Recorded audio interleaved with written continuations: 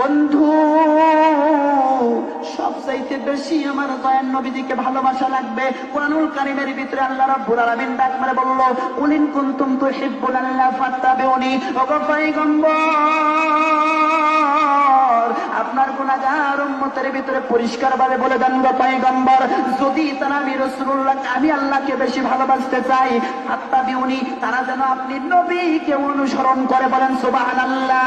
এ মুসলমান, আমার নবীকে সবচাইতে বেশি ভালোবাসা লাগবে। নবী আপনার জন্য আমার জন্য কত কষ্ট করলেন, উহুদের ময়দানে চলে গেলেন গো, দিনকে প্রতিষ্ঠা করার জন্য উহুদের ময়দানে চলে গেলেন। ইসলামটাকে প্রতিষ্ঠা করার জন্য উহুদের ময়দানে যখন চলে গেলেন, কাফের বেঈমানেরা যখন রাসূলুল্লাহকে আঘাত করতে লাগলো, নবীজির মাথার ভিতরে ছিল যুদ্ধের তাজ। কি ছিল বাবা? জোরে কন্যা, কিসের তাজ?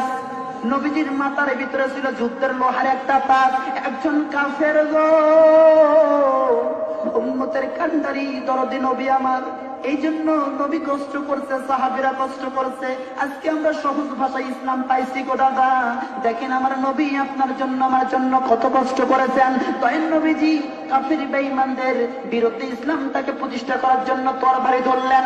নবীজির উহুদের ময়দানে যুদ্ধের তাজ ছিল দয়ার নবীজির মাথার ভিতরে।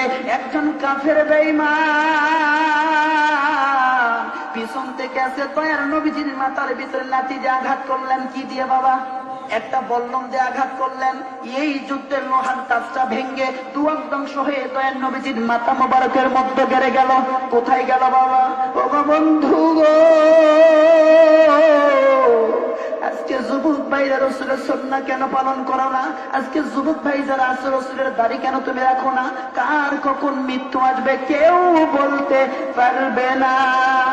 এই দুনিয়া মিছে মায়া ধোঁকাবাজের ঘর, আরে আপন আপন করছো যাদের তারা সবাই পর, সব সারিয়ে যাইতে হবে অন্ধকার কবরে বন্ধু হে।